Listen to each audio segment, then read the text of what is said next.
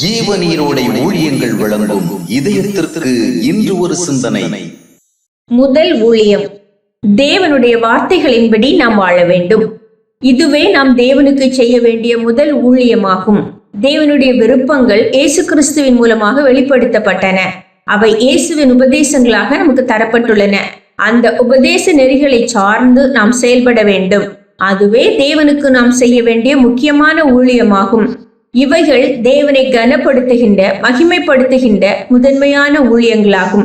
பல நேரங்களில் ஊழியம் என்றதும் நாம் இயேசுவை குறித்து அறிவிக்கின்ற காரியங்களிலேயே அதிக தீவிரம் காட்டுகிறோம். ஆனால் முதலில் இயேசுவின் வார்த்தைகளின்படி நம்முடைய வாழ்க்கையை அமைக்க பிரயாசப்படுதல் தான் முக்கியமான ஊழியமாகும். அதன் மூலம் பிறருக்கு முன் சாட்சியாக வாழ்ந்திட அதிக ஆர்வம் காட்டாவிடில் நம்முடைய பிற ஊழியங்கள் பயனற்றவை. இந்த ஊழியத்தின் மூலம் தேவனை நாம் கனப்படுத்தாத நிலையில் நம்முடைய பிற ஊழியங்கள் தேவனை கனப்படுத்துவதில்லை. மத்தேயு 7ஆம் அத்தியாயத்தில் இயேசு சிலரை அக்கிரம செய்கைக்காரரே என்று அழைப்பதை காண்கிறோம். யார் அவர்கள்? இயேசுவின் பெயரில் தீர்க்க தரிசனம் உரைத்து பிசாசுகளை துரத்தி அற்புதங்களை செய்தவர்களே அவர்கள். நல்லதைத்தானே செய்திருக்கிறார்கள். பின்னர் ஏன் அவர்கள் அக்கிரம செய்கைக்காரர்களே என அழைக்கப்பட்டனர்? அவர்கள் தேவனுடைய வார்த்தையின்படியும் விருப்பத்தின்படியும் வாழாமலே ஊழியம் செய்தவர்கள். எனவே இயேசுவின் பார்வையில் அது அக்கிரம செய்கையாக இருந்தது. ஆம், கர்த்தருடைய வார்த்தைகளுக்கு இசைந்து வாழ்வதற்கு முதலிடம் கொடுக்காவிட்டால் நம்முடைய அனைத்து ஆன்மீக ஊழியங்களும் ஆண்டவருடைய பார்வையில் அக்கிரம செயல்களே. நாம் ரட்சிப்பை குறித்து பிரமாதமாக போதிக்கின்றோம். ஆனால் ரட்சிக்கப்பட்ட ஒரு அனுபவத்திற்கு சாட்சியாக பெரிய வித்தியாசம் நமக்கில்லை.